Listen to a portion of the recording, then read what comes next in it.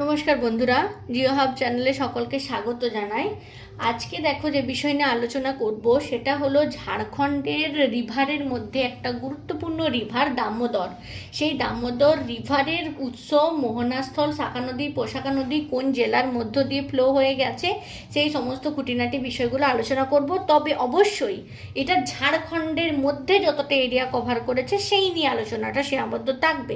পশ্চিমবঙ্গের পার্টটা কিন্তু এখানে বাদ দেওয়া রয়েছে। তো দেখো, দামোদর নদের দুটো গুরুত্বপূর্ণ বিষয়, যে দামোদর নদ কোন দুটো রাজ্যের মধ্য দিয়ে গেছে, একটা হলো ঝাড়খণ্ড, একটা হচ্ছে ওয়েস্ট বেঙ্গল বা পশ্চিমবঙ্গ যেটা আমরা জানি। এবার ঝাড়খণ্ডের উৎসস্থল, ঝাড়খণ্ডের যে দামোদর নদ রয়েছে সেই দামোদর নদের উৎসস্থল লাতেহার জেলার টোরি ক্ষেত্র। অনেক বইয়ে কিন্তু তোমরা ঝাড়খণ্ডের পালামৌ জেলার খামারপাত পাহাড়েও এর উৎসস্থল পেতে পারো। সেই নিয়ে কিন্তু মতভেদ রয়েছে, আমি অনেক সার্চ করে দেখেছি, বিভিন্ন জায়গায় কিন্তু বিভিন্ন রকম তথ্য এরা দিচ্ছে। তো এই যে দামোদর নদ লাতেহার জেলার টোরি ক্ষেত্র থেকে উৎসস্থল, মানে উৎসটা এর এখান থেকে। আর যদি মোহনা বলে, মোহনাটা কিন্তু এর পশ্চিমবঙ্গের যে হুগলি নদী আছে উলুবেড়িয়ার কাছে, এটা হুগলি নদীতে গিয়ে মিশে গেছে। বোঝা গেল উৎস আর মোহনা? ক্লিয়ার হলো আশা করি সবাই।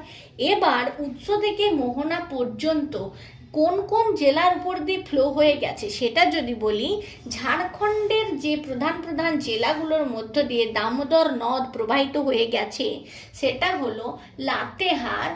দেখো, লাতেহার, চাতরা, হাজারিবাগ, রামগড়, বোকারো এবং ধানবাদ এখান দিয়ে ফ্লো হয়ে তারপর এখানে গিয়ে পশ্চিমবঙ্গের বিভিন্ন জেলার মধ্য দিয়ে ফ্লো হয়ে যাচ্ছে।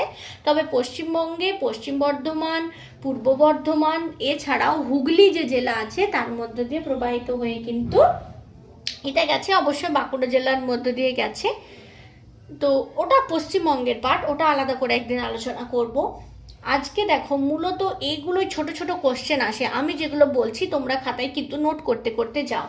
কোন কোন জেলার মধ্য দিয়ে প্রধানত দামোদর নদ প্রবাহিত হয়ে গেছে? লাতেহার, চাতরা, হাজারিবাগ, রামগড়, বোকারো, ধানবাদ। কিন্তু যদি তোমাকে বলে যে দামোদর ভ্যালি কোন কোন এলাকাটা, তাহলে কিন্তু তার বিভিন্ন পার্টস তোমরা পেয়ে যাবে। যেমন দেখো, এই দামোদরের যে ভ্যালি, সেই ভ্যালি কি শাখা নদী, উপনদী, প্রশাখা নদী সমস্ত মিলে একটা ভ্যালি রিজিয়ন হয় আমরা জানি। সেখানে বিভিন্ন দিক থেকে ধরো বিভিন্ন নদী এসে মিশেছে, পুরো ক্ষেত্রটা হবে তার ভ্যালি অঞ্চল, দামোদর ভ্যালি অঞ্চল। সেখানে কিন্তু রাঁচি জেলাও চলে আসবে, পালামৌ চলে আসবে, গিরিডি চলে আসবে, সেখানে বিভিন্ন জেলা কিন্তু ইনক্লুড হয়ে যাবে। এবার বলি একটা কথা, ঝাড়খণ্ডের সবথেকে লার্জেস্ট এবং লংগেস্ট, মানে সবথেকে বৃহত্তম এবং লম্বাতে বেশি এই কোন নদী? এই দামোদর নদী। এই দামোদর নদীর টোটাল দৈর্ঘ্য কিন্তু 592 কিলোমিটার। টোটাল মানে উৎস থেকে মোহনা পর্যন্ত 592 কিলোমিটার। কিছুটা অংশ ঝাড়খণ্ডে, কিছুটা কিন্তু ওয়েস্ট বেঙ্গলে ফ্লো হয়ে গেছে, তবে বেশিরভাগ অংশটা কিন্তু ওয়েস্ট বেঙ্গলে। ঝাড়খণ্ডের লম্বাটা একটু কম, মানে দুটো স্টেটের যদি কম্পেয়ার করি সেক্ষেত্রে। কিন্তু যদি বলে ঝাড়খণ্ডের সব থেকে লম্বা নদী কোনটা, তাহলে কিন্তু বা লংগেস্ট রিভার এবং লার্জেস্ট রিভার, সেটা কিন্তু ঝাড়খণ্ড, দামোদর নদ। বোঝা গেল? এবার এই দামোদর নদের সাথে আর কোন কোন নদ বা নদী এসে যুক্ত হয়েছে, যেগুলোকে আমরা উপনদী বলি, সেগুলো কি কি? দেখো, উপনদীর একটা লিস্ট আমি এখানে বানিয়ে দিয়েছি। বরাকর, উশ্রী, গৌরী, কোনার, ভেড়া, জামুনিয়া। এছাড়াও কিন্তু আরও আছে বোকারো, হাহারো, এগুলোও কিন্তু এর উপনদী। দেখো, এখনকার দিনের এক্সামের প্যাটার্ন অনেক চেঞ্জ। এই উপনদীগুলির নাম তোমাকে দিয়ে দেবে, বলে দেবে এটি কোন নদের উপনদী বা কোন নদীর উপনদী, বা এইরকম কোশ্চেন আসতে পারে যে দামোদর নদের উপনদী এগুলির মধ্যে কোনটি নয়। আশা করি প্রশ্নের মানটা তোমরা বুঝতে পারলে। এবার যদি তার শাখা নদী বলি, মানে দামোদর থেকে কোন কোন নদীগুলো বেরিয়ে গেছে, সেইগুলোর মধ্যে মুন্ডেশ্বরী, হিংলো, কুনুর এগুলো উল্লেখযোগ্য।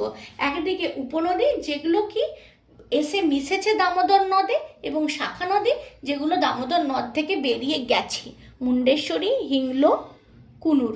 বোঝা গেল আশা করি।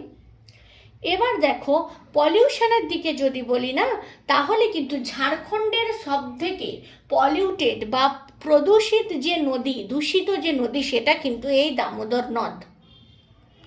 ঝাড়খণ্ডের যে পলিউটেড রিভার কি যদি প্রশ্ন আসে, সেটা কিন্তু Damodar river.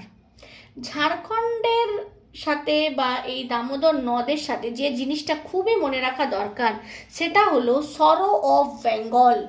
Sorrow of Bengal কাকে বলা হয়? সরো অফ বেঙ্গল বলা হয় এই দামোদর নদকে। কেন বলা হয় সরো অফ বেঙ্গল? কারণ ডিভিসি যখন গঠিত হয়নি, তার আগে এই দামোদর নদ থেকে প্রচুর বন্যার সৃষ্টি হতো, এবং সেই যে পশ্চিমবঙ্গের বাকি যে জেলাগুলোর উপর দিয়ে দামোদর নদী বয়ে গেছে, সেই জেলাগুলোতে প্লাবন বা বন্যার সৃষ্টি হতো। এই জন্য একে সরো অফ বেঙ্গল বলা হয়ে থাকে। Sorrow of Bengal. আশা করি বোঝাতে পারলাম কেন একে সরো অফ বেঙ্গল বলা হয়। কিন্তু বর্তমানে ডিভিসি, দামোদর ভ্যালি কর্পোরেশন, ফুল ফর্মটা কিন্তু মনে রেখো বন্ধুরা, দামোদর ভ্যালি কর্পোরেশন গঠিত হবার পর এইটা অনেকটা বন্ধ করা সম্ভব হয়েছে, বা বন্যার হাত থেকে পার্শ্ববর্তী জেলা বা অঞ্চলগুলোকে বাঁচানো সম্ভব হয়েছে। এই ডিভিসি গঠিত হয়েছিল 1948 সালে। ইউএসের যে টেনেসি বহুমুখী নদী পরিকল্পনা রয়েছে বা টেনেসি রিভার ভ্যালি কর্পোরেশন রয়েছে, তারই অনুকরণে এটা বানানো হয়েছে। এখানে কিন্তু এই যে দুটি সরকারের হাত রয়েছে, সেটা হলো ঝাড়খণ্ড সরকার এবং পশ্চিমবাংলার সরকার। বোঝা গেল? এই দামোদর নদে এই ডিভিসি যে গঠন হয়েছে, সেই ডিভিসি গঠনটা 8টা ড্যাম কিন্তু গড়ে তুলেছে এই দামোদর নদের ওপরে। তার মধ্যে যেগুলো প্রধান সেগুলো হচ্ছে তেনুঘাট, অয়্যোর, কেনোর, এই সমস্ত বাঁধগুলো। এছাড়া পাঞ্চেত কিন্তু রয়েছে। এগুলো খুবই পরীক্ষায় আসে যে তেনুঘাট ড্যাম কোন নদীর উপরে অবস্থিত, বা অয়্যোর ড্যাম কোন নদীর উপরে অবস্থিত। তাই এগুলো কিন্তু তোমাদের খুবই মনে রাখা দরকার। তেনুঘাট, অয়্যোর, কেনোর, বর্মাও কিন্তু এই দামোদর নদের ওপরেই গঠিত হয়েছে। বোঝা গেল? এই 8টা ড্যাম, কটা ড্যাম বললাম? 8 ড্যামস আমি এখানে লিখে দিচ্ছি। 8 ড্যামস গঠিত হয়েছে। তবে মেজর যেগুলো প্রধানত দামোদর নদের উপরে গঠিত হয়েছে, সেগুলোর মধ্যে কিন্তু বর্মা, অয়্যোর, কেনোর উল্লেখযোগ্য। তবে এই যে আর বাকি যে বাঁধগুলো, তাহলে কি বাকি যে ড্যাম বা বাঁধগুলো, সেগুলো দামোদর এবং অন্যান্য যে তার উপনদী, তার সহায়তায় গড়ে উঠছে। যেমন যদি পাঞ্চেত ড্যামের কথা বলি, পাঞ্চেত ড্যামটা কিন্তু দামোদর আর বরাকর নদীর যেখানে সঙ্গম স্থল, সেখানে গড়ে উঠেছে। আশা করি বিষয়টা তোমাদেরকে আমি বোঝাতে পেরেছি। এছাড়াও যেটা সব থেকে গুরুত্বপূর্ণ, এই যে দামোদর ভ্যালি রিজিয়নটা, এটা কিসের জন্য বিখ্যাত? এখানে গুরুত্বপূর্ণ মিনারেলস যে পাওয়া যায়, এইটাকে বলা হয় কোল রিজিয়ন। দামোদর ভ্যালিটা কয়লা প্রচুর পরিমাণে পাওয়া যায়। একে রুর অফ ইন্ডিয়া বলা হয়। কি বলা হয়? রুর অফ ইন্ডিয়া। জার্মানির রুর শিল্পাঞ্চলের সাথে তুলনা করে এই দামোদর ভ্যালি কর্পোরেশনের যে আয়তায় থাকা এলাকা বা এই যে দামোদর ভ্যালি অঞ্চল, সেটাকে কি বলা হয়? রুর অফ ইন্ডিয়া বলা হয়। কারণ এখানে যে কয়লা পাওয়া যায়, সেই কয়লার উপর বেশ করে এখানে কিন্তু বড় বড় ইন্ডাস্ট্রি গঠিত হয়েছে। কোথায়? তার মধ্যে উল্লেখযোগ্য হচ্ছে বোকারো স্টিল প্ল্যান্ট, যেটা বোকারো জেলায় অবস্থিত। বোকারো স্টিল প্ল্যান্ট খুবই গুরুত্বপূর্ণ, পরীক্ষাতে আসে। বোকারো স্টিল প্ল্যান্ট কোন নদীর উপরে গঠিত হয়েছে বা কোন নদীর পাশে অবস্থিত? তখন তোমাদেরকে বলতে হবে দামোদর রিভার। বোঝা গেল? এবার ওই দামোদর রিভার, এই যে কোন কোন শহরকে কেন্দ্র করে গড়ে উঠেছে যদি বলা হয়, দামোদর রিভারের পার্শ্ববর্তী অঞ্চলে গুরুত্বপূর্ণ যে শহরগুলো গড়ে উঠেছে, তার মধ্যে ধানবাদ উল্লেখযোগ্য, বোকারো উল্লেখযোগ্য, এছাড়া গিরিডি, গিরিডি কিন্তু উল্লেখযোগ্য। প্রধান প্রধান শহর যেগুলো গড়ে উঠেছে সেই নামগুলোও জেনে রাখা দরকার, যে দামোদর নদের তীরবর্তী অঞ্চলে কোন কোন প্রধান শহর বা নগর গড়ে উঠেছে। গিরিডি, ধানবাদ, বোকারো। আশা করি দামোদর নদের থেকে আর কোনো কোশ্চেন তোমাদের বাকি থাকবে না। অনেক জিনিস আমি এখানে বললাম, ছোট ছোট করে খাতার মধ্যে সমস্ত কিছু নোট করে নিও। যদি কোনো কিছু বাদ থেকে থাকে তাহলে কিন্তু আমাকে তোমরা কমেন্টে অবশ্যই জানিও।